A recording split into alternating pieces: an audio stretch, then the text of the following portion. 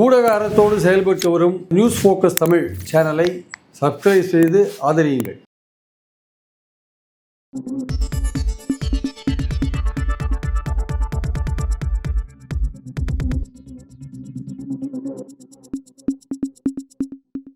வணக்கம், இது news focus Tamil. இன்றைக்கு நம்முடன் அரசியல் பேசுவதற்காக மூத்த பத்திரிகையாளர் திரு பிரியன் அவர்கள் இணைந்திருக்கிறார். சார் வணக்கம். வணக்கம் சார். சார், ஒரு முக்கியமான தமிழ்நாடு சட்டமன்றத்திலிருந்து ஒரு அப்டேட்டு. அதாவது மாநில சுயாட்சி சம்பந்தமான ஒரு தீர்மானத்தை ஸ்டாலின் அவர் கொண்டு வந்திருக்கிறாரு.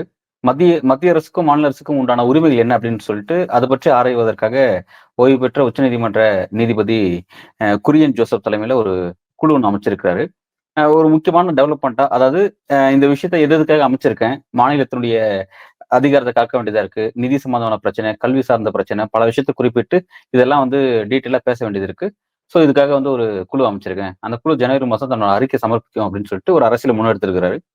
இதை கவுண்டர் பண்ணக்கூடிய பிரதான எதிர்கட்சி அதிமுக என்ன சொல்றாங்கன்னா, பொன்முடி சம்பந்தமான சில பிரச்சனை போயிட்டு இருக்கு, செந்தில் பாலாஜி சம்பந்தமான பிரச்சனை போயிட்டு இருக்கு, அமைச்சர் நேரு துறையில நிறைய ஊழல் இருக்கு, இது பற்றி எல்லாம் சபாநாயகர்கிட்ட கவன ஈர்ப்பு தீர்மானம் கொண்டு வந்தோம், அதை மடைமாற்றத்துக்காக இதை கையில் எடுத்திருக்காங்கன்னு சொல்லிட்டு அதிமுக சொல்றாங்க. இந்த பக்கம் பாஜக என்ன சொல்றாங்கன்னா, பிரிவினவாத சக்தியா இருக்கு திமுக, அதுக்காக தான் இதை கொண்டு வராங்க அப்படின்னு சொல்றாங்க. எப்படி சார் பாக்குறீங்க? மாநில சுயாட்சின்றது திமுகவுடைய அந்த திராவிடியன் மாடல் அரசாங்கத்தோட ஒரு கோர் பெட் சப்ஜெக்ட். அது மாநில சுயாட்சின்றது திராவிட இயக்கத்தோட முக்கியமான கொள்கையில ஒண்ணா இருக்கு மாநில சுயாட்சி. ஆக்சுவலா அந்த மாநில சுயாட்சியை பத்தி ஏற்கனவே கலைஞர் கருணாநிதி அவர்கள் பல முயற்சிகள் முன்னாடி எடுத்திருக்காரு. அதனால ராஜமன்னார் கமிட்டி அவர் தான் போட்டார். ஆக்சுவலா 69-70 ராஜமன்னார் கமிட்டி போட்டாங்க. அதை பத்தின அசம்பிளியில விவாதங்கள்லாம் நடந்தது. அது பல ரெக்கமெண்டேஷன்ஸ்லாம் கொடுத்தது. சென்டருக்கு எல்லாத்தையும் அனுப்பிச்சாங்க.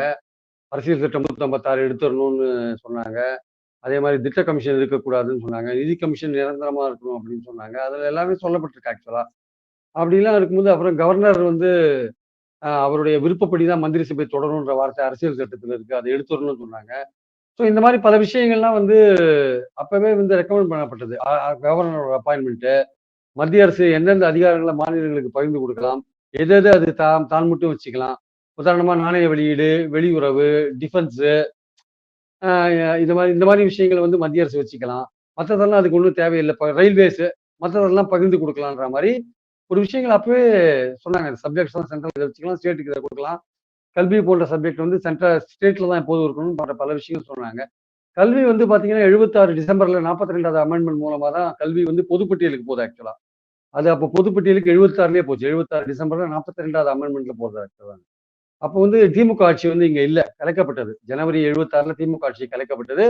இது நடக்கிறது டிசம்பர் 76. கல்வி பொதுப்பட்டியலுக்கு போறது டிசம்பர் 76 42வது அமெண்ட்மெண்ட்ல போறது. ஆக்சுவலா ஸோ அதனால கல்வி பொதுப்பட்டியலுக்கு ஏதோ திமுக தான் தாரபாத்தி கொடுத்துட்டாங்கன்னு சொல்றது தவறான ஒரு கருத்து. அதுக்கு சரியில்லை.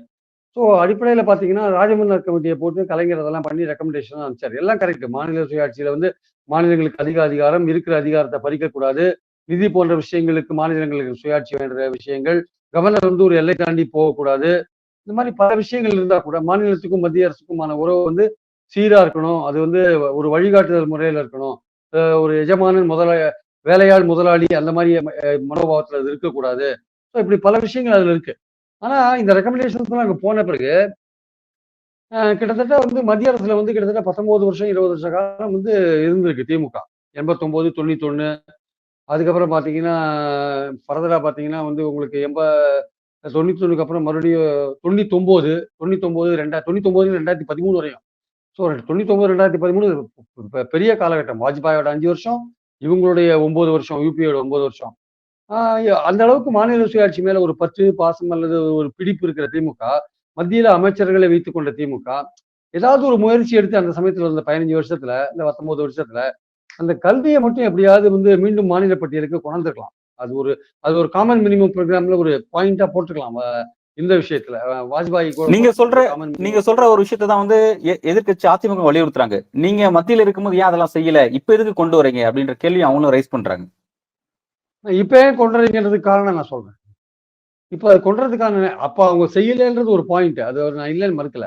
ஆனா இப்ப என்னன்னா, இப்பவும் அதே மாதிரிதான் கவர்னர் மூலமாக மாநில அரசுக்கு குடைச்சல், நிதி கொடுக்கறதுல பாரபட்சம், அதே மாதிரி அதிகாரங்களை பிடுங்கிறதுல ரொம்ப ஆர்வம் காட்டுற மத்திய அரசு, இந்த மாதிரி பல விஷயங்கள் இங்க இருக்கிறதுனால மறுபடியும் மத்திய மாநில அரசு உறவு பற்றி மீண்டும் பரிசீலிக்க வேண்டிய அவசியம் வந்திருக்கு. முந்தையே ராஜமன்னார் கமிட்டியை பேஸ் பண்ணி மத்திய அரசாங்கத்துல திமுக இருந்தபோது பண்ணிருக்கலாம். அதை பண்ணாத விட்டுட்டாங்க. அது எதிர்கட்சிகள் குறைகள் சொல்றதுக்கு அந்த அந்த அந்த குறையை சுட்டி காட்டுறதுக்கு உரிமை உண்டு. அதே சமயம் இப்போ என்னன்னா ஸ்டாலின் அவர்கள் ஒரு புது முயற்சி எடுத்திருக்காரு. அவர் கவர்னரோட கொட்டத்தை அடக்கிறதா சுப்ரீம் கோர்ட்ல போய் ஒரு பெரிய ஜட்ஜ்மெண்ட் வாங்கியிருக்காரு. அது அவருக்கு கிடைச்ச பெரிய வெற்றி. மறுவரையறைக்கு மாநிலங்கள் பாதிக்கப்படாததுக்காக பல 7-8 மாநிலங்களை கூட்டு மீட்டிங் போட்டு அது சம்பந்தமான ஒரு முன்முயற்சி எடுத்திருக்காரு. அது அவருக்கு ஒரு பெரிய விஷயம். ஆக்சுவலா கச்சத்தீவை மீட்டெடுக்கணும்னு அசம்பிளியில் தீர்மானம் போட்டிருக்காங்க. அதே மாதிரி வக்போர்டு பில் விஷயம் கண்டிச்சு தீர்மானம் போட்டிருக்காங்க. ஸோ இந்த மாதிரி பொதுவான பல பிரச்சனைகள்லாம் தீர்மானம் போட்டிருக்காங்க. பொதுவான பல பிரச்சனைகளுக்கு குரல் கொடுக்குறாங்க. மத்திய அரசோட பாரபட்சத்தை காட்டுற விஷயங்கள்ல எதிர்த்து குரல் கொடுத்து கோர்ட்டுக்கு போறாங்க. கவர்னரோட அடாவடித்தனத்தை எதிர்த்து கோர்ட்டுக்கு போறாங்க. அதுல ஒரு நல்ல தீர்ப்பு வாங்கியிருக்காங்க. இந்திய வரலாற்றிலேயே அது ஒரு மைல்கல்லான ஒரு தீர்ப்பா இருக்கிறத நம்ம பாக்குறோம். ஸோ இதெல்லாம் இப்போ புதுசா இப்போ வரவே மாநில சுயாட்சி பத்தி மறுபடியும் ஸ்டாலின் அவர்கள் ஒரு ஆல் இண்டியா ஃபிகரா இப்போ அவர் ரைஸ் ஆயிருக்காரு ஆக்சுவலா. ஸோ அந்த அடிப்படையில் மீண்டும் மத்திய மாநில அரசு உறவை பத்தி பரிசீலிச்சு ஒரு புதுசா ஒரு ரெக்கமெண்டேஷன் கொடுக்கலாம். அவருடைய அவருடைய இப்போ நீங்க சொல்ற மாதிரி குரியன் ஜோசப் தலையில போட்டிருக்கிறது அடுத்த வருஷம் அறிக்கை கொடுத்தா கூட இவங்க மீண்டும் 26ல இவங்க ஆட்சிக்கு வரணும். 26ல இவங்க ஆட்சிக்கு வந்தா மட்டும் போறாது. 29 வரையும் மத்தியில பாஜக கண்டினியூ ஆகுது. இவங்க கொடுக்குற ரெக்கமெண்டேஷன் அவங்க ஏத்துக்க மாட்டாங்க. அப்ப 29ல இந்தியா கூட்டணி ஆட்சிக்கு வரணும். இந்தியா கூட்டணி ஆட்சிக்கு அதுல திமுக பங்கு பெறணும். பங்கு பெற்றா அதுக்கப்புறம் இப்போ இந்த குரியன் ஜோசப் கொடுக்குற ரெக்கமெண்டேஷன் எடுத்துக்கலாம். நீங்க பழைய ரெக்கமெண்டேஷன் விட்டுருங்க. அது இனிமே ஒன்றும் பண்ண முடியாது. சரி இதுக்கு ஆக்சுவலா மத்திய மாநில உறவுகளை பத்தி ஆராயறதுக்கு பல கமிஷன் இருக்கு சார். பூஞ்சி கமிஷன் இருக்கு, சர்க்காரியா கமிஷன் இருக்கு, பல கமிஷன்கள் இருக்கு. இந்த மாதிரி பல கமிஷன் ஆராய்ஞ்சிருக்கு. ஆனா எந்த ரெக்கமெண்டேஷன்ஸும் கிணத்துல போட்ட கல்லு மாதிரி ஒரு விஷயத்த மூடணும்னா ஒரு கமிட்டியை போடு இல்ல கல்ல போடுன்னு அந்த மாதிரி கமிட்டியை போட்டு கதையை க்ளோஸ் பண்றாங்க. அந்த மாதிரி அறிக்கை கொடுத்தா அது கிணத்துல போட்ட கல்லா இருக்கும் அது ஆக்சுவலா. ஸோ அந்த மாதிரி இந்த அறிக்கைகள் இந்த அறிக்கைகள் கமிஷன்கள்லாம் வேலைக்கு ஆகாது நீங்க குறிப்பிடுறீங்க. கிணத்துல கல்லு போட்ட மாதிரி தான் சொல்றீங்க. அப்படி இருந்தும் எதற்காக ஸ்டாலின் அவர்கள் திரும்ப திரும்ப இந்த மாதிரி ஆய்வு கல்லு போட்ட மாதிரி இல்ல, கிணத்துல கல்லு போட்ட மாதிரி அது இருக்க வேண்டிய அவசியம் இல்ல. திமுக நினைச்சிருந்தா அந்த 15 வருஷத்துல ஏதாவது மூவ் பண்ணிருக்கலாம் என்பது என் கருத்து. அவங்க பண்ணலன்றது ஒரு வருத்தத்துக்குரிய ஒரு விஷயமா பாக்குறேன். ஆனா இப்ப இந்த விஷயத்த எடுக்க வேண்டிய அவசியம் ஸ்டாலினுக்கு இருக்குன்னு நான் சொல்றேன். இது மறுபடியும் அந்த மாதிரியான ஒரு மத்திய அரசு மாநில அரசுகளை வஞ்சிக்கிற ஒரு அரசா இருக்கு. எதிர்கட்சி ஆளுற மாநிலங்களை குறிப்பா வஞ்சிக்கிற அரசா இருக்கு. நிதி அதிகாரம் போன்ற விஷயங்கள், கவர்னர் மூலமா பண்ற விஷயங்கள் எல்லாம் வஞ்சிக்கிற அரசா இருக்கு, பாரபட்சம் காட்டுற அரசா இருக்கு. அப்ப மறுபடியும் அதை எடுக்க வேண்டிய அவசியம் இருக்கு. அப்ப செய்யலையே, இப்ப ஏன் செய்றீங்கன்னு கேட்கக்கூடாது. அதுக்கான நெசசிட்டி இப்போ அவசியம் வந்திருக்கு. இப்போ முன்பு இருந்ததை விட முன்பு ஆட்சியை கலைக்கிற ஒரு அபாயம் மட்டும்தான் இருந்தது 356ல. அதே பொம்மை ஜட்ஜ்மெண்ட்டுக்கு அப்புறம் அது மாறிடுச்சு ஆக்சுவலா. அது ரொம்ப கஷ்டமான ஒரு காரியமா இருக்கு. இப்போ பல்வேறு விதத்துல கவர்னர் உள்ள புகுந்து எதிர்கட்சி ஆளுற மாநிலங்கள்ல குடைச்சல் கொடுக்கிறாரு. நிர்வாகம் போன்ற விஷயங்கள்ல நிர்வாகத்தை ஒழுங்கா நடத்த விட மாட்டேன்றாரு, பல்கலைக்கழகங்களை ஒழுங்கா நடத்த விட மாட்டேன்றாரு, பல விஷயங்கள் இப்படி இருக்கு. ஸோ அதனால இப்போ முன்பு இருந்ததை விட இப்போ அவசரமும் அவசியமும் கூடி இருக்கு ஆக்சுவலா. அதனால ஸ்டாலின் இப்ப எடுத்துன்னு வருது சரியான விஷயம். அது கருணாநிதி அவர்கள் ஒரு முயற்சி பண்ணினார். அரசாங்கத்துல இருக்கும்போது அதை தொடர்ந்து இருக்கலாம் என்பது என் கருத்து. அப்ப தொடரலைன்றதுக்காக இப்ப அதை விட மிக ரொம்ப அவசியமான விஷயம். மத்தியில் இருக்கிற பாஜக அரசு முன்பு வெறும் கலைக்கிற இது ரொம்ப டேஞ்சரஸான ஒரு விஷயம் இருந்தது. இப்ப கலைக்கக்கூடிய வாய்ப்பு இல்லாத போது பல விதங்கள்ல மாநில அரசுக்கு முட்டுக்கொட்ட போடுறாங்க கவர்னரும் மத்திய அரசும். ஸோ இப்போ நிச்சயமாக சீரியஸா அதை பரிசீலிக்க வேண்டிய ஒரு காலகட்டத்தில் நம்ம இருக்கோம். அதனால இது இப்போ கொண்டு வந்திருக்கிறது கரெக்டான விஷயம். ஆனால் இதோட தொடர் நடவடிக்கைகளுக்கு இந்த பாஜக அரசு இனிமே பிரயோஜனம் இல்லை. இந்தியா கூட்டணி அரசு 29 ஆட்சிக்கு வரணும். அது எப்படி ஃபியூச்சர்ல என்ன ஆகும் நமக்கு சொல்ல முடியாது. ஒரு முயற்சி மறுபடியும் ஸ்டாலின் எடுத்திருக்காருன்ற அளவில் அதை பாராட்டலாம். ஓகே சார், நான் முதலே கேட்ட மாதிரி இப்ப இது மடைமாற்றும் அரசியல திமுக கையாளுது. ஏன்னா திமுக அமைச்சர்கள் செந்தில் பாலாஜி, KN நேரு, பிறகு இன்னும் சில அமைச்சர்கள் சார்ந்த சில பிரச்சனைகள்லாம் இருக்கு. இது சார்ந்து நாங்க கவன ஈர்ப்பு தீர்மானம் கொண்டு வர நினைக்கிறோம் அப்படிங்கிற ஒரு விஷயம். அதே மாதிரி குறிப்பா பொன்முடிக்கு எதிராக கவர்னர் சந்திக்கிறதுக்காக பாஜக ஒரு முயற்சி முன்னெடுக்கிறாங்க. ஒண்ணு. ரெண்டாவது, இந்த தீர்மானத்தையும் பாஜக ஒரு பிரிவினை அரசியல் முன்வைக்கிறாங்க. இதெல்லாம் எப்படி பாக்குறீங்க? இதெல்லாம் பிரிவினை அரசியல் கிடையாது சார். இது எப்படி பிரிவினை ஆகும்? மத்திய மாநில அரசுகளுக்கு அதிக அதிக அதிகாரம் அல்லது மத்திய மாநில அரசு உறவுகள் சீரா இருக்கணும், எந்த பிரச்சனையும் இருக்கக்கூடாது, கவர்னர் அதிகாரத்தை தன்னுடைய எதேச்சிகாரத்தை பயன்படுத்தக்கூடாது போன்ற பல விஷயங்கள். இதெல்லாம் எப்படி பிரிவினை ஆகும் சார்? உரிமைகளை கேட்டா பிரிவினை சொல்றது என்ன போக்குது? இது இந்த போக்கு சரியான போக்கு கிடையாது. அதாவது பாஜகவுக்கு என்னன்னா எல்லா எதிரிகளும் ஆன்டி நேஷனல், எல்லா எதிரிகளும் அர்பன் நக்சல், எல்லா எதிரிகளும் ப்ரோ பாகிஸ்தானி. இதை சொல்லியே காலத்தை ஓட்டுறது வேலையா போச்சு. மாநிலங்கள் உரிமைகளே கோரக்கூடாதா? எல்லாத்தையும் மத்திய அரசே வச்சுப்பீங்களா நீங்க? எல்லா அதிகாரத்தையும் நீங்களே வச்சுப்பீங்க, எல்லா மினிஸ்டர் எல்லா டிபார்ட்மெண்ட்டையும் நீங்களே வச்சுப்பீங்க, எல்லா சப்ஜெக்ட்டையும் நீங்களே வச்சுப்பீங்க. கொஞ்சம் கொஞ்சமா நீங்க எல்லாத்தையும் நீங்க எடுத்து வச்சுட்டு டெல்லியில இருந்து இந்தியா முழுக்க ஆளலாம்ன்றது உங்க எண்ணமா? மாநில அரசுகளை பஞ்சாயத்து மாதிரி பண்ணணும்னு பாக்குறீங்களா? உரிமையில கேட்கறது இடம் கிடையாதா இங்க? உரிமையில கேட்டா பிரிவினைன்னு சொல்ற வாதம் பிற்போக்குத்தனமான ஒரு வாதம். அது ஒரு மோசமான வாதம். பாஜகவுக்கு வேற பதில் இல்லாட்டி அவங்க இந்த மாதிரி தான் எதிரிகளை பார்த்து இது எதிர்கட்சிகளை பார்த்து இந்த மாதிரி அர்பன் நக்சல், நேஷனல் இதெல்லாம் சொல்றது வழக்கம். அதோட ஒரு பகுதி தான் அது. அவங்களுக்கு பதில் இல்ல. பதில் சொல்றதுக்கு அவங்களுக்கு இது இல்ல, மெட்டீரியல் எதுவும் கிடையாது. மாநிலங்கள் உரிமை கோர்றது நியாயமான விஷயம். சரி, இப்ப ஒரு பக்கம் வந்து பாத்தீங்கன்னா வந்து இப்ப 26 நோக்கி தமிழக அரசியல் களம் நகர்ந்துட்டு இல்ல நீங்க சொல்ற இந்த வழக்கு போன்ற விஷயங்கள்லாம் செந்தில் பாலாஜி வழக்கு வந்து என்போர்ஸ்மெண்ட் வந்து சோதனை எல்லாம் பண்ணியிருக்காங்க. அது கோர்ட்ல கேஸ் இருக்கு. நேரு இதுல என்போர்ஸ்மெண்ட் சோதனை எல்லாம் பண்ணியிருக்காங்க. அவங்க ஒரு அறிக்கை விட்டாங்க. அவங்க வந்து போனது என்னன்னா ஒரு private construction company real estate promoter பேங்க்ல வாங்கின லோனை ஒழுங்கா கட்டலன்னு அந்த எஃப்ஐஆர்ல தான் உள்ள போறாங்க. அந்த எஃப்ஐஆர்ல உள்ள போனவங்க என்ன பண்றாங்க, அந்த பேங்க் வந்து கடனை கட்டி அந்த பேங்க்குக்கு கடனை கட்டியாச்சு. இப்ப என்னன்னா நாங்க இந்த முனிசிபாலிட்டி டிபார்ட்மெண்ட்ல பல ஊழல் நடந்திருக்கு, பல பண டிரான்சாக்ஷன் நடந்திருக்குன்னு வேற கதையை எடுக்கிறாங்க. இப்ப ஆக்சுவலா அதுக்கு அவங்க பதில் சொல்லிருக்காங்க. நீ போனது வந்து அந்த பர்டிகுலர் ஃபேம் வந்து பணம் கட்டல. அவங்க நேருவோட சொந்தக்காரங்களா இருக்காங்க, தம்பியா இருக்காங்க. அவங்க பணம் கட்டலன்னு போனீங்க. அந்த விஷயத்த அவன் பணம் கட்டினானா, லோனை வாங்கிட்டு திருப்பி கட்டினானா இல்லையா, அந்த விஷயத்த பாக்கிறத விட்டுட்டு நீங்க வந்து கவர்மெண்ட்ல வந்து முனிசிபாலிட்டி டிபார்ட்மெண்ட் என்ன பண்ணுது ஏது பண்ணுதுன்னு இப்ப பாக்குறதுக்கு உங்களுக்கு என்ன எந்த அடிப்படையில பாக்குறீங்க, எந்த எஃப்ஐஆர் அடிப்படையில பாக்குறீங்க? வேணும்னு நீங்க ஒரு பழிவாங்கறதுக்காக உள்ள நுழைஞ்சிருக்கீங்க. திமுக அரசு வந்து வர தேர்தலுக்கு முன்னாடி டேமேஜ் பண்ணணுன்றது உங்க நோக்கம். அதுக்காக உள்ள என்போர்ஸ்மெண்ட் இறக்கி விட்டுருக்கீங்க. நீங்க பண்ணுங்க, தவறு இருந்தா நீங்க வாங்க. அதிமுக அமைச்சர்கள் 8 பேர் மேல டிவிஎஸ்ல எஃப்ஐஆர் இருக்கு. அது உள்ள போய் என்போர்ஸ்மெண்ட் எட்டி பாக்குறீங்களா என்னைக்காவது? குட்கா கேஸை விரைவுபடுத்தணும், விஜயபாஸ்கர் மேல இருக்கிற குட்கா கேஸை விரைவுபடுத்தணும்னு சிபிஐக்கு என்னைக்காவது தோணி இருக்கா? பொள்ளாச்சி பாலியல் ஸ்கேண்டல் வழக்கை விரைவுபடுத்தணும்னு சிபிஐக்கு என்னைக்காவது தோன்றி இருக்கா? அதெல்லாம் சிபிஐக்கோ என்போர்ஸ்மெண்ட்டுக்கோ எந்த குறையும் இல்லையே. ஏன் வந்து இல்லாத ஒரு விஷயத்துல நீங்க ஒரு ஃபேம் வந்து கடன் வாங்கியிருக்கு, அந்த விஷயத்துல உள்ள போறீங்க. கவர்மெண்ட் தமிழ்நாடு கவர்மெண்டோட டிபார்ட்மெண்ட்ல, அதாவது மாசம் முனிசிபாலிட்டி டிபார்ட்மெண்ட், அதுல எப்படி நீங்க உள்ள போய் பாக்குறீங்க? எந்த எஃப்ஐஆர் அடிப்படையில் போறீங்க? அதனால அதுக்கு பதில் சொல்லிருக்காங்க. நான் என்ன சொல்றேன், தப்பு நடந்தா நீங்க எங்க வேணா போங்க பாருங்க. ஆனா ஒரு அரசியலுக்காக சுப்ரீம் கோர்ட்ல என்ன நீங்க இன்வெஸ்டிகேட் பண்றீங்க? 193 கேஸை போட்டு 2 கேஸ் தான் நீங்க கன்வீட் ஆயிருக்குன்றாங்க.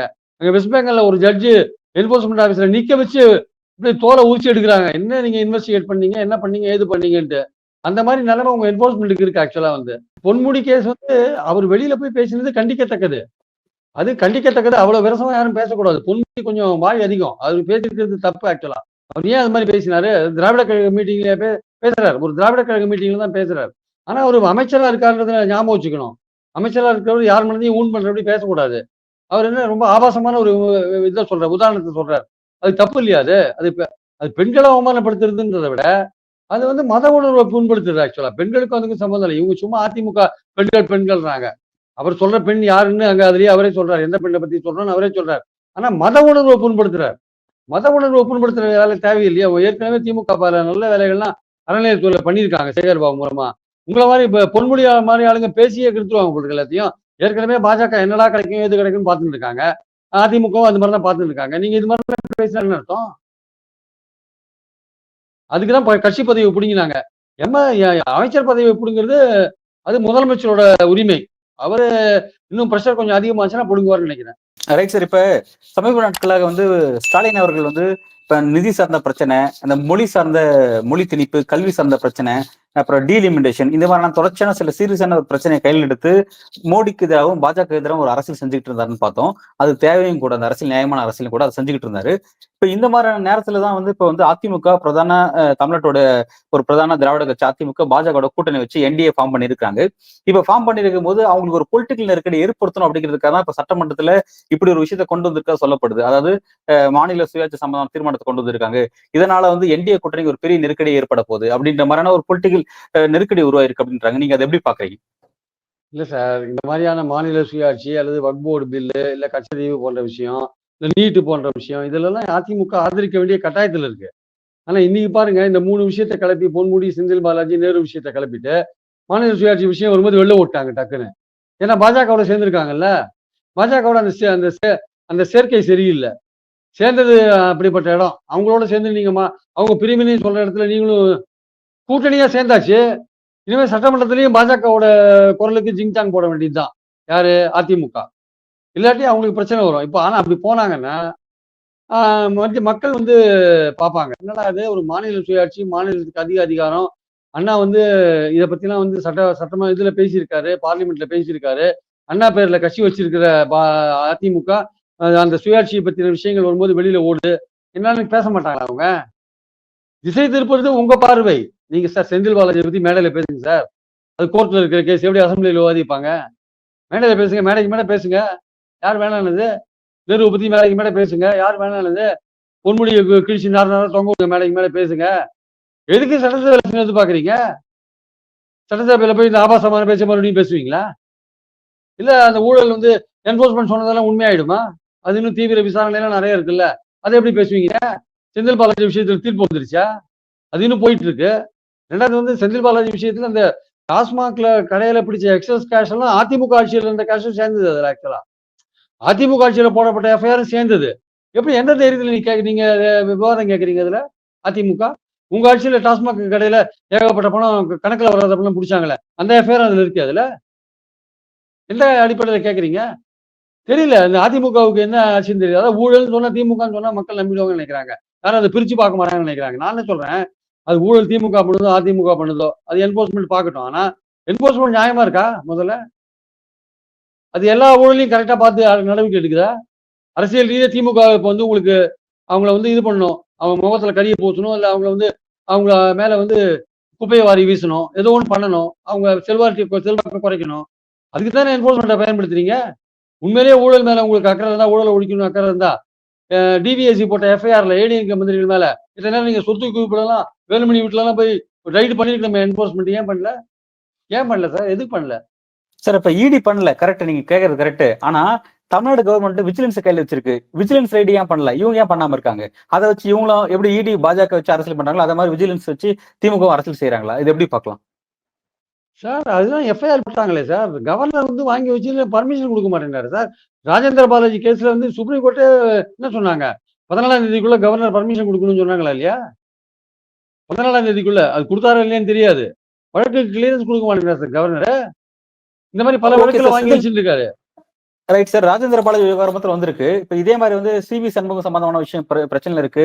அதே மாதிரி தங்கமணி சம்பந்தமான விஷயம் பிரச்சனை இருக்கு. இதெல்லாம் வந்து பெரிய பிரச்சனை, பெரிய ஊழல் நடந்திருக்கு சொல்லி ஸ்டாலினே சொல்லிட்டு இருந்தாரு எதிர்கட்சி தலைவராக இருந்த போது. ஏன்னா இப்ப அவர் ஆட்சிக்கு வந்தது பிறகு அவரும் அந்த மாதிரி நடவடிக்கை அவங்களுக்கு எதுவும் எடுத்த மாதிரி தெரியலையே, என்ன நடக்குது? அதான் நான் சொல்றேன். இப்போ ஸ்டாலின் வந்து பேசாம இருக்க கூடாது. ஸ்டாலின் வந்து இந்த கவர்மெண்ட் எடுத்த நடவடிக்கை என்ன? அதிமுக மந்திரிகள் மேல என்ன நடவடிக்கை எடுத்தது? என்ன எஃப்ஐஆர் வந்து டிவிஎஸ்ல போட்டாங்க? என்னென்ன எஃப்ஐஆருக்கு வந்து ஃபர்தரா கேஸை ப்ரொசீட் பண்றதுக்கு கவர்னர் பர்மிஷன் கேட்டீங்க? எந்தெந்த கேஸ்ல கவர்னர் பர்மிஷன் கொடுத்தாரு, கொடுக்காத இருக்காரு? ஒரு வெள்ளை அறிக்கை, அதிமுகவோட ஊழலை பத்தின ஒரு வெள்ளை அறிக்கையை வெளியிடணும் ஆக்சுவலா ஸ்டாலின். இதை வந்து டிலே பண்ணாருன்னா ரொம்ப கஷ்டம் அது. ஏன்னா இவரை அப்புறம் திமுக அரசு ஊழல்னு அவங்க பெயின் பண்றத என்போர்ஸ்மெண்ட் வந்து இதாயிடுவாங்க, சக்சஸ் ஆயிடுவாங்க. நீங்க வந்து அதிமுக ஊழல்னு நீங்க சொல்ல வேண்டிய கட்டாயத்துக்கு தள்ளப்பட்டிருக்கீங்க. நீங்க அதுல வந்து சைலண்டா நீங்க யாராவது ஊழல் பண்ணியிருந்தா நீங்க மாட்டிப்பீங்க திமுக ஆட்சியில. அது நீங்க ஜாக்கிரதையா இருக்க வேண்டிய அவசியம் இருக்கு. நீங்க மாட்டிக்காத நீங்க ஒழுங்கா நிர்வாகத்தை நடத்த வேண்டியிருக்கு, கை சுத்தமா இருக்க வேண்டிய அவசியம் இருக்கு. ஆனா அதே சமயம் ஊழல் மந்திரிகள் மேல, அதிமுக மந்திரிகள் மேல நடவடிக்கை எடுப்பேன்னு சொல்லிட்டு வந்த நீங்க என்ன நடவடிக்கை எடுத்தீங்கன்னு வெள்ளையறிக்கை விடுங்க. எது எது கவர்னர்கிட்ட பெண்டிங்கா இருக்குன்னு மக்களுக்கு தெரியட்டும். எது எதுல என்போர்ஸ்மெண்ட் ஏன் சும்மா இருக்காங்கன்னு சொல்லுங்க. அதை நீங்க பண்ணலாம்ல. அதை பண்ணாத இருந்தா மக்களுக்கு சந்தேகம் வரும். சார் ஆனா இப்ப என்டிஏ ஃபார்ம் ஆகுது. அமித்ஷா வந்து என்டிஏ ஃபார்ம் பண்ணிட்டாரு, அதிமுக இணைச்சிட்டு என்டிஏ உருவாயிருக்குன்னு அறிவிக்கிறாரு. அந்த அறிவிக்கிற அந்த மேடையிலேயே வந்து என்ன சொல்றாருன்னா, இப்ப திமுக மீதான ஊழல் பட்டியலை வாசிக்கிறாரு. இவ்வளவு விஷயங்கள் ஊழல் நடந்திருக்கு, மணல் கொள்ள ஊழல் நடந்திருக்கு, டாஸ்மாக் விஷயத்துல ஊழல் நடந்திருக்கு, பிறகு 100 நாள் வேலை திட்டத்தில் ஊழல் நடந்திருக்குன்னு சொல்லி எல்லாத்தையும் பட்டியலிட்டு இதுக்கு முழு பொறுப்பும் வந்து இதுக்கு யார் பதில் சொல்லணும்? ஸ்டாலினும் துணை முதல்வர் உதயநிதி ஸ்டாலின் தான் பதில் சொல்லணும் அப்படின்னு சொல்லி இப்பவே 26 தேர்தலுக்கு என்ன நெரேட்டிவ் செட் பண்ணிட்டாங்க. அப்படி செட் பண்ணும்போது முழுக்க முழுக்க திமுக கூட்டணியா ஒரு ஊழல் கரப்படைஞ்ச கூட்டணியா அவங்க போர்ட்ரேட் பண்ற போது அதே விஷயத்தை ஏன் அதிமுக எதிராக திமுக கையில் எடுக்காம அமைதியாவே இருக்காங்க? என்டையர் 4 வருஷம் அமைதியா இருந்துட்டாங்க. இன்னையும் அதை எப்படி கொண்டு போறாங்க, எப்படி பண்ணுவாங்க நீங்க பாக்குறீங்க? அதுதான் சார், அவங்க எடுத்த நடவடிக்கையோட தொடர் நடவடிக்கையில எடுத்தாங்க நடவடிக்கை, தொடர் நடவடிக்கை இல்ல. ஏதோ இடத்துல அது நிக்குது. அது ஆக்சுவலா அது கவர்னர்ட்ட நிக்குதா, இல்ல டிவிஎஸ்சிலேயே அவங்க நிக்கிறாங்களா? டிவிஎஸ்சிலையும் சில ஆபீசர் ஒருவேளை ஏடிஎம்கே மைண்ட் செட்டோட உள்ள ஆபீசர் இருக்கலாம், சொல்ல முடியாது. அவங்க நிறுத்தி வச்சிருக்காங்களா நமக்கு தெரியாது. அதனால Stalin should come out with white paper on ADMK ministers corruption. ADMK மந்திரிகள் பத்தின கரப்ஷனை பத்தின வெள்ளை அறிக்கையை ஸ்டாலின் வெளியிடணும். என்ன ஸ்டேஜில் அதெல்லாம் இருக்குன்ட்டு ஆக்சுவலா அது அவசியம். இப்போ ஆக்சுவலா அது பண்ணலைன்னா வச்சுக்கோங்களேன், அப்புறம் ஸ்டாலின் தான் வந்து ரிசீவிங் எண்ட்ல இருப்பாரு. அவர் தான் வந்து அவர் மேல எல்லா பழியும் போடப்படும் ஆக்சுவலா. அது அவர் தான் அதிமுகவோட பிரம்மாண்டமான ஊழல் பண்ணிட்டாருன்ற விஷயம் வெளில வரும் ஆக்சுவலா. அதனால ரொம்ப தெளிவா வந்து ஸ்டாலின் ஆக்ட் பண்ண வேண்டிய அவசியம் இருக்கு. இது அவர் இன்னும் டிலே பண்ணாருன்னா அவருக்கு தான் அது வந்து பின்னடைவா போகும். பெரிய பின்னடைவா போகும். Right sir. இப்ப இந்த 26 நோக்கி தமிழக அரசியல் காலம் நகர்ந்துட்டு இருக்கு. இப்ப என்டிஏ ஒரு பக்கம் வலிமை அடிச்சு, அதே மாதிரி இப்ப திமுக கூட்டணி ஆல்ரெடி வலிமை தான் இருக்கு. 2 பேரும் வச்சிருக்க நெரேட்டிவ்ஸ் எல்லாம் கையில எப்படி இருக்குன்னு பாக்குறீங்க? இப்ப கையில எடுக்கிற அரசியலா இருக்கட்டும், இல்ல அடுத்து இன்னும் ஒரு வருஷத்துல எந்த அரசியல் கையில எடுப்பாங்க, எப்படி நகரும், களம் எப்படி அமையும் நீங்க பாக்குறீங்க சார்? சார் பாஜக, அதிமுக சேர்ந்துட்டாங்க சார். இந்த 2 பேரும் சேர்ந்தா மட்டும் போறாது சார். கூட பாமக, தேமுதிக எல்லாருமே சேரணும். ஓபிஎஸ், தினகரன் சேர்ந்தா புதிய தமிழகம், ஜான் பாண்டியன்லாம் சேர்ந்தா மெகா கூட்டணியா வரும். அந்த மெகா கூட்டணி வந்து ஓரளவுக்கு திமுகவுக்கு டஃப் கொடுக்குற மாதிரி வாய்ப்பு இருக்கு ஆக்சுவலா. ஏன்னா ஆன்டி இன்குபன்சி, திமுக எதிர்ப்பு ஓட்டுகள்லாம் இந்த கூட்டணி வந்து திமுகவுக்கு டஃப் கொடுக்குன்னு மக்கள் நடுநிலையாளர்கள் இதுக்கு ஓட்டு போடுறதுக்கான வாய்ப்புகள் இருக்கு. அது தவிர இந்துத்துவ ஓட்டை கன்சாலிடேட் பண்ணுவாங்க. அது தவிர திமுக மேல நிறைய ஊழல் பழிகள் போட்டு அதை செல்வாக்கு இல்லாத ஒரு கட்டத்துக்கு கொண்டு போவாங்க. ஸோ இதெல்லாம் பண்ணும்பொழுது திமுக அதை எப்படி சேலஞ்ச் பண்றதை பொறுத்து இருந்தா பார்க்கணும் நம்ம ஆக்சுவலா. அவங்க வந்து திமுகவை பொறுத்த மட்டும் அவங்க பெண்களுக்கு பண்ண திட்டங்கள், அவங்க கூட்டணி பலம், திமுகவுடைய பலம் போன்றவற்றை வச்சு வெற்றி பெறதுக்கான ஒரு முயற்சியில் இருக்குவாங்க. எதிர்க்க விஜய், சீமான் போன்றவர்கள் திமுக எதிர்ப்பு ஓட்டுகளை பிரிக்கும் போது திமுக ஆதரவு ஓட்டுகளை வந்து இவங்க வாங்கி வெற்றி பெறதுக்கான வாய்ப்புகள் இருக்கு. இன்னைக்கு தேதியில இருக்கு. போக போக அது எப்படி மாறுமா மாறாதா அப்படியே நிற்குமான்றதை பொறுத்து இருந்தா பார்க்கணும். ஸோ அதிமுக பாஜக கூட்டணி என்பது பாமக, தேமுதிக அவங்க எல்லாம் சேர்ந்து ஒரு மெகாவா அமைச்சாதான் அது ஒர்க் அவுட் ஆகுமே தவிர, மற்றபடி அது வந்து ஒரு ஓட்ட பிரிக்கிற 3வது அணியை ஓட்ட பிரிக்கிற ஒரு கூட்டணியா, திமுகவுக்கு எதிரான ஓட்டுகளை பிரிக்கிற கூட்டணியா போயிடும். அதனால வந்து அது எப்படி கூட்டணி அமையுதுன்றதை பொறுத்து இருந்து தான் பார்க்கணும். இவர்கள் வந்து பாஜகவும் சீரியஸான விஷயங்கள் எடுப்பாங்க கையில. எடுத்து திமுக அரசாங்கத்து மேல பல்வேறு விதமான புகார்கள் எல்லாம் கொண்டு வருவாங்க. என்போர்ஸ்மெண்ட்டை பயன்படுத்துவாங்க. சிபிஐ உள்ள வர முடியாது வச்சுக்கோங்க. கவர்மெண்ட் பர்மிஷன் கொடுத்தா தான் வர முடியும். என்போர்ஸ்மெண்ட்டை பல்வேறு விதமான விஷயங்களுக்கு பயன்படுத்துவாங்க. அப்படிலாம் பயன்படுத்தி அவங்க எவ்வளவு தூரம் இந்த திமுக அரசை டேமேஜ் பண்றாங்கன்றதை பொறுத்து இருந்து தான் பார்க்கணும். அதனால இந்த இப்ப இந்த செட்டப்ன்றது வந்து இந்த அலைன்ஸ் தேர்தல் இருக்குல்ல சார், நெருக்கத்தை இப்ப என்டிஏக்குள்ள இருக்கக்கூடிய அதிமுக பாஜக அலைன்ஸ் வந்து ஜெல் ஆக மாட்டேங்குது. ஏன்னா கீழ் மட்டத்துல பல நிர்வாகிகள் வந்து ரொம்ப டிஸ்டர்ப் ஆகுறாங்க. நேற்றைக்கு வரக்கூடிய செய்தியெல்லாம் பார்த்தீங்கன்னா திருப்பூர் மாவட்டத்துல வந்து அழுகுறாங்களாம். கவுன்சிலர், மாநகராட்சி கவுன்சிலர் வந்து அழக்கூடிய இடத்துல தள்ளப்பட்டிருக்காரு. இது சார்ந்த விஷயத்த தெளிவா இங்க இருக்க இஸ்லாமியர்களுக்கு நம்ம புரிய வைக்கணும். ஏன் வந்து இப்படி ஒரு கூட்டணி அமைச்சிங்க அப்படின்ற மாதிரி ஒரு பெரிய விஷயம் வருது. ரெண்டாவது வந்து இது பத்தி லோக்கல் பாஜக வந்து இந்த மாதிரி வந்து பாஜக விமர்சனம் பண்ணாதீங்க, நல்லா இருக்காது அப்படின்ற மாதிரி உள்ளுக்குள்ள ஒரு பெரிய பிரச்சனையாவே போயிட்டு இருக்கு. இதெல்லாம் நீங்க எப்படி பாக்குறீங்க? இது ஜெல் ஆகுமா? கரெக்டா கொண்டு போக முடியுமா? இதெல்லாம் எப்படி நீங்க நகருன்னு பாக்குறீங்க? கீழே ஜெல்லாறதுக்காக தான் சரி இவ்வளவு சீக்கிரம் கூட்டணி ஃபைனலைஸ் பண்ணியிருக்காங்க. ஒண்ணு அவர் தாவேக்காவோட போறது தெரிஞ்சு அவரை வலை போட்டு இழுத்துட்டாங்க எடப்பாடிய. 2வது வந்து அரித்மெட்டிக்கலா இந்த கூட்டணி ஒர்க் அவுட் ஆகும். பாமக, தேமுதிக எல்லாம் சேர்ந்தா கொஞ்சம் டஃப் கொடுக்கறதுக்கான வாய்ப்பு இருக்கு. 21லயே அவங்க 75 சீட் வாங்கினாங்கன்றத பார்க்கணும் நம்ம. தேமுதிக இல்லாதையே வாங்கினாங்கன்றத பார்க்கணும். ஸோ அப்படிலாம் இருக்கும்போது தேமுதிகவும் இழுத்து போட்டாங்க வச்சுக்கோங்க. இன்னைக்கு மோடி ஆகா ஓகோன்னு புகழ்ந்திருக்காங்க பிரேமலதா. இதெல்லாம் பார்க்கும்போது தேமுதிகவும் இழுத்து போட்டாங்க வச்சுக்கோங்க. அது பாமக, தேமுதிக எல்லாம் சேரும்போது பெட்டரா இருக்கும். கூட்டணி பெட்டராவே இருக்கும் ஆக்சுவலா. அது வந்து பொருந்தா கூட்டணியா இருக்கலாம், கீழ இருக்கிறவங்க விரும்பாத இருக்கலாம். அதெல்லாம் வேற விஷயம். அரித்மெட்டிக்கா அது ஒர்க் அவுட் ஆகும் ஆக்சுவலா வந்து. அப்போ அது திமுகவுக்கு டஃப் கொடுக்கும். விஜயும் சீமானுமே ஓரங்கட்டப்படுவார்கள். அப்படி வந்தா திமுக எதிர்ப்பு போட்டு முழுக்க இங்க தான் போகும். அதிமுக அணிக்கு தான் போகும். கொஞ்சம் பிரிஞ்சு போகும். அதனால வந்து இந்த கூட்டணி நம்ம அவ்வளவு சுலபமா திமுக வந்து ஜஸ்ட் லைக் தட் அவங்க டீல் பண்ண முடியாது. சீரியஸா பார்த்து டீல் பண்ணணும். ஏதோ நம்ம பெண்களுக்கெல்லாம் பண்ணியிருக்கோம்னு சொன்னா கூட இவங்க வைக்கிற சட்டம் ஒழுங்கு பிரச்சனை அவங்க ரொம்ப தெளிவா பெண்களுக்கு ஆபத்து, பெண்கள் தமிழ்நாட்டுல பாதுகாப்பா இல்லைன்ற விஷயத்த மறுபடியும் வைக்கிறாங்க எதிர்க்கட்சிகள். இவங்க பெண்களுக்கு நான் இதெல்லாம் செஞ்சிருக்கேன்னு இவங்க சொல்றாங்க. அதே பெண்களை நோக்கி அவங்க வைக்கிறது என்னன்னா பெண்களுக்கு தமிழ்நாட்டுல பாதுகாப்பு இல்லை அப்படின்ற விஷயத்த வைக்கிறாங்க. ஏன் வைக்கிறாங்க? அந்த பெண்கள் ஓட்டு அங்க போகக்கூடாதுன்றதுக்காக தான் வைக்கிறாங்க. ஸோ இதெல்லாம் பார்த்து மக்கள் இதெல்லாம் எடை போட்டு பார்ப்பாங்க வச்சுக்கோங்க. இருந்தாலுமே பாஜக இருக்கிற இந்த பிரச்சார பலம் இருக்குல்ல, அப்புறம் மத்திய அரசு அதிகாரம் இருக்குல்ல, இதெல்லாம் வந்து உங்களை பத்தின இமேஜை வந்து திமுக பத்தின இமேஜை வந்து மாற்றத்துக்கு ரொம்ப இதா பயன்படுத்துவாங்க. அது அந்த அந்த வீரியம் இருக்குல்ல, அந்த பிரச்சார வீரியம் வந்து திமுக கூட்டணி கட்சிகள்கிட்ட இருக்கா இல்லையான்றது ஒரு கேள்விக்குறியா பாக்குறேன் நான். பல்வேறு கேள்வி ரொம்ப ஆழமா உங்களோட கருத்துல வழங்கியிருக்கீங்க. மிக்க நன்றி சார். தேங்க்யூ.